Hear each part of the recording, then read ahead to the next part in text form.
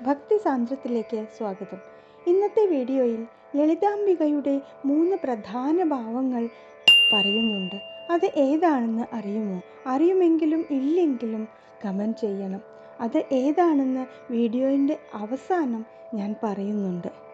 ലളിതാ സഹസ്രനാമത്തിലെ 305 മുതൽ 320 വരെയുള്ള നാമങ്ങളുടെ അർത്ഥമാണ് ഞാൻ ഇന്ന് പറയാൻ പോകുന്നത്. 305-ാമത്തെ നാമം രാജരാജാർച്ചിത. രാജാക്കന്മാരുടെ രാജാവായ പരമേശ്വരനാൽ പോലും ആരാധിക്കപ്പെടുന്നവൾ. ഇവിടെ രാജരാജൻ എന്നത് സാധാരണ ഒരു രാജാവിനെ മാത്രം സൂചിപ്പിക്കുന്നതല്ല.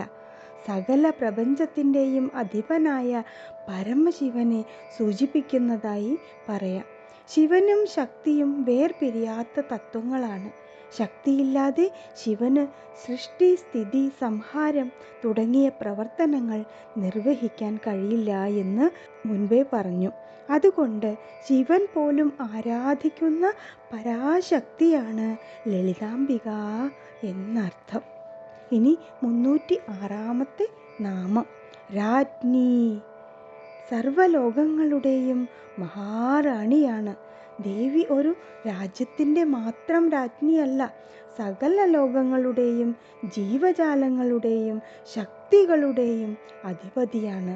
നമ്മുടെ ശരീരത്തിലെ ഓരോ പ്രവർത്തനത്തിനും പിന്നിൽ ശക്തിയുണ്ട്. എല്ലാത്തിനും ജീവശക്തി ആവശ്യമാണ്. ആ സർവവ്യാപിയായ ശക്തിയുടെ പരമരൂപമാണ് ദേവി. അതുകൊണ്ട് ഭക്തൻ്റെ ഹൃദയത്തിൽ ദേവിയെ അമ്മ എന്ന ഭാവത്തിൽ ആരാധിക്കേണ്ടതാണ് എന്നർത്ഥം. ഇനി 307-ാമത്തെ നാമം രമ്യ. അത്യന്തം മനോഹരിയും ആനന്ദദായിനിയുമായവൾ. ദേവിയുടെ സൗന്ദര്യം വെറും ബാഹ്യരൂപത്തിൻ്റെ സൗന്ദര്യമല്ല. അമ്മയുടെ സാന്നിധ്യം മനസ്സിന് ശാന്തിയും ആനന്ദവും നൽകുന്നു.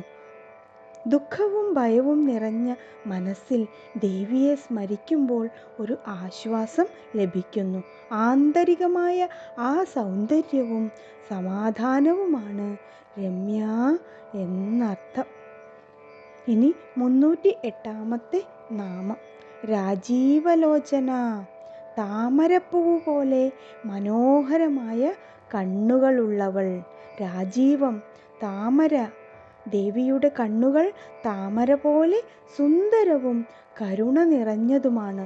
താമര ചെളിയിൽ വളർന്നിട്ടും ചെളി അതിനെ മലിനമാക്കുന്നില്ല. അതുപോലെ ലോകത്തിൽ ജീവിച്ചു കൊണ്ടിരിക്കുമ്പോഴും ലോകബന്ധങ്ങളിൽ കുടുങ്ങാതെ ശുദ്ധമായി ജീവിക്കാനുള്ള സന്ദേശമാണ് തരുന്നത്. ദേവിയുടെ കണ്ണുകൾ കരുണയുടെ പ്രതീകമാണ്. അമ്മയുടെ ദൃഷ്ടി പതിക്കുന്നിടത്ത് അനുഗ്രഹവും ശാന്തിയും ഉണ്ടാകുന്നു എന്നർത്ഥം. ഇനി 309-ാമത്തെ നാമം രഞ്ജിനി. എല്ലാവരുടെയും മനസ്സിനെ സന്തോഷിപ്പിക്കുന്നവൾ. രഞ്ജനം, സന്തോഷിപ്പിക്കുക, ആനന്ദിപ്പിക്കുക. ദേവിയുടെ നാമസ്മരണം, പൂജ, ധ്യാനം എന്നിവയിലൂടെ മനസ്സിന് വിഷമങ്ങൾ കുറയുകയും ഭക്തിയിൽ ആനന്ദമുണ്ടാകുകയും ചെയ്യുന്നു. ഇനി 310-ാമത്തെ നാമം രമണി. സുന്ദരിയും ആനന്ദസ്വരൂപിണിയുമായവൾ. രമണി എന്ന നാമം ദേവിയുടെ സൗന്ദര്യത്തെയും ആനന്ദസ്വരൂപത്തെയും സൂചിപ്പിക്കുന്നു. ശ്രീവിദ്യാദർശനത്തിൽ പരാശക്തി ആനന്ദത്തിൻ്റെ സ്വരൂപം കൂടിയാണ്. പ്രപഞ്ചത്തിൽ അനുഭവിക്കുന്ന എല്ലാ സന്തോഷത്തിൻ്റെയും മൂലസ്രോതസ് പരമചൈതന്യമാണ് എന്നർത്ഥം. ഇനി 311-ാമത്തെ നാമം രസ്യ. രസം, പരമമായ രസം അനുഭവിപ്പിക്കുന്നവൾ. ഇവിടെ രസം എന്നത് വെറും രുചിയല്ല, ജീവിതത്തിൻ്റെ ആന്തരികമായ ആനന്ദം, ഭക്തിയുടെ മാധുര്യം, ബ്രഹ്മാനുഭവത്തിൻ്റെ ആനന്ദം എന്നിവയെ സൂചിപ്പിക്കുന്നു. ലോകത്തിലെ എല്ലാ അനുഭവങ്ങൾക്കും ഒരു പരിധിയുണ്ട്. എന്നാൽ ദേവിയെ ധ്യാനിക്കുന്നതിലൂടെ ലഭിക്കുന്ന ആത്മീയ അനുഭവം അതിനേക്കാൾ ആഴമുള്ളതാണ്. അതുകൊണ്ട് രസ്യ എന്ന പേര് വന്നു. ഇനി 312 നാമം രണത് കിങ്കിണി മേഖല. അരയിൽ അണിഞ്ഞ കിങ്കിണികൾ ശബ്ദിക്കുന്നവൾ. കിങ്കിണി എന്നാൽ ചെറിയ മണികളുള്ള ആഭരണമാണ്.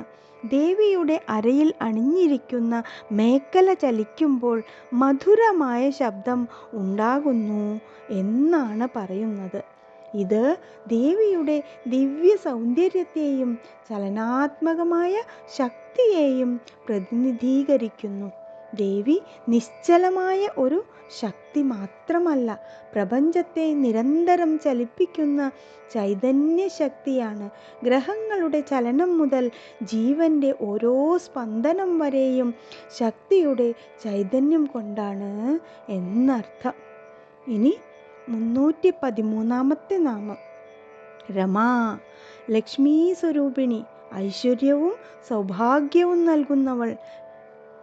ലക്ഷ്മി, ദുർഗ, സരസ്വതി തുടങ്ങിയ ദേവീരൂപങ്ങൾ വ്യത്യസ്തമായി ആരാധിക്കപ്പെടുമ്പോഴും അവയുടെ അടിസ്ഥാന ശക്തി ഒരേ പരാശക്തിയാണെന്ന ശ്രീവിദ്യാ ദർശനമാണ് ഇവിടെ പറയുന്നത്. ഇനി 314 നാമം രാഗേന്ദുവദന. പൗർണമി ചന്ദ്രനെ പോലെ പ്രകാശമുള്ള മുഖമുള്ളവൾ. രാഗ എന്നാൽ പൗർണമി, ഇന്ദു എന്നാൽ ചന്ദ്രനെയും സൂചിപ്പിക്കുന്നു.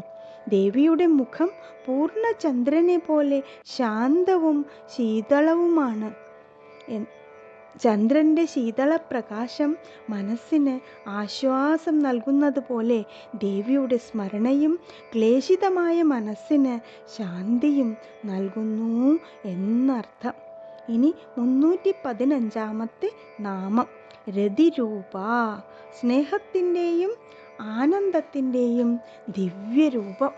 ഇവിടെ രതി എന്നത് കേവലം ഭൗതികമായ അർത്ഥമല്ല. സ്നേഹം, ആനന്ദം, പ്രേമം, ദൈവികമായ ആകർഷണം എന്നിവയുടെ പ്രതീകമായാണ് പറയുന്നത്. ഭക്തനും ദേവിയും തമ്മിലുള്ള ബന്ധത്തിൽ ഉണ്ടാകുന്ന പരമമായ സ്നേഹവും സമർപ്പണവും എന്നർത്ഥം. ഇനി 316 നാമം രതിപ്രിയ. സ്നേഹത്തെയും ആനന്ദത്തെയും ഇഷ്ടപ്പെടുന്നവൾ. ദേവി ഭക്തന്റെ ഹൃദയത്തിലെ നിർമ്മലമായ സ്നേഹമാണ് ഏറ്റവും വലിയ പൂജയായി സ്വീകരിക്കുന്നത്. വലിയ ആചാരങ്ങളെക്കാൾ പോലും ശുദ്ധമായ ഹൃദയം, സ്നേഹം, ഭക്തി, സമർപ്പണം എന്നിവയ്ക്ക് ദേവിയുടെ ആരാധനയിൽ വലിയ പ്രാധാന്യമുണ്ട്. അതുകൊണ്ട് രതിപ്രിയ. ഇനി 317 നാമം രക്ഷാകരി. എല്ലാവരെയും സംരക്ഷിക്കുന്നവൾ രക്ഷാകരി. ഇത് ദേവിയുടെ ഏറ്റവും ആശ്വാസം നൽകുന്ന നാമങ്ങളിൽ ഒന്നാണ്.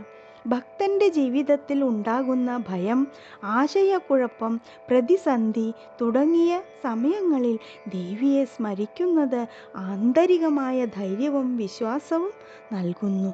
ദേവി പുറം ലോകത്തിലെ എല്ലാ പ്രശ്നങ്ങളും അത്ഭുതകരമായി മാറ്റും എന്നൊരു ഉറപ്പ് തരുന്നുണ്ട്. ഇനി 318 നാമം രാക്ഷസഗ്നി. രാക്ഷസ ശക്തികളെ നശിപ്പിക്കുന്നവൾ. പുരാണങ്ങളിൽ ദേവി അസുരന്മാരെ സംഹരിക്കുന്നതായി വിവരിക്കുന്നുണ്ട്. എന്നാൽ ആത്മീയമായ തലത്തിൽ രാക്ഷസൻ എന്നത് നമ്മുടെ ഉള്ളിലെ അഹങ്കാരം, കോപം, അസൂയ, ലോഭം, ദ്വേഷം, അജ്ഞാനം തുടങ്ങിയ ദുഷ്പ്രവണതകളെയും സൂചിപ്പിക്കാം. അതുകൊണ്ട് ഈ നാമത്തിൻ്റെ ആന്തരിക സന്ദേശം ദേവിയെ സ്മരിക്കുന്നതിലൂടെ നമ്മുടെ ഉള്ളിലെ ദുഷ്പ്രവണതകളെ തിരിച്ചറിഞ്ഞ് അതിജീവിക്കാനുള്ള ശക്തി തരുന്നു എന്നതാണ്. ഇനി 319 നാമം രാമ. ആനന്ദം നൽകുന്നവൾ, മനസ്സിനെ രമിപ്പിക്കുന്നവൾ. ദേവിയുടെ സ്മരണ മനസ്സിനെ പുറം ലോകത്തിലെ അശാന്തിയിൽ നിന്ന് പിൻവലിച്ച് ആന്തരികമായ സമാധാനത്തിലേക്ക് നയിക്കുന്നു എന്നർത്ഥം. ഇനി 320 നാമം രമണലമ്പട. രമണനോടുള്ള സ്നേഹത്തിൽ അത്യന്തം ലീനയായവൾ. ഇവിടെ രമണൻ എന്നത് പരമശിവനെ സൂചിപ്പിക്കുന്നു. ദേവി പരമശിവനോടുള്ള ദിവ്യപ്രേമത്തിൽ ലീനയായവൾ എന്നാണ് പറയുന്നത്. ഇത് ഒരു സാധാരണ ബന്ധമല്ല, ശിവനും ശക്തിയും ഒന്നാണ് എന്ന പരമതത്വമാണ് പറയുന്നത്. ശിവൻ ചൈതന്യമാണെങ്കിൽ ശക്തി അതിൻ്റെ പ്രകടന ശക്തിയാണ്. ശിവൻ നിശ്ചലമായ പരബ്രഹ്മതത്വമാണെങ്കിൽ ശക്തി ചലനാത്മകമായ പ്രപഞ്ചശക്തിയാണ്. അതുകൊണ്ട് രമണലമ്പട. ഇനി ഞാൻ ആദ്യം പറഞ്ഞ ലളിതാംബികയുടെ 3 പ്രധാന ഭാവങ്ങൾ ഏതൊക്കെയാണെന്ന് ഞാൻ പറയാം. സൗന്ദര്യം, ആനന്ദം, സംരക്ഷണം എന്നിവയാണ്. എല്ലാവർക്കും നല്ലത് വരട്ടെ. ലോകാ സമസ്ത സുഖിനോ ഭവന്തു. ഓം ശിവശക്തിക്ക് രൂപിണേ നമഃ.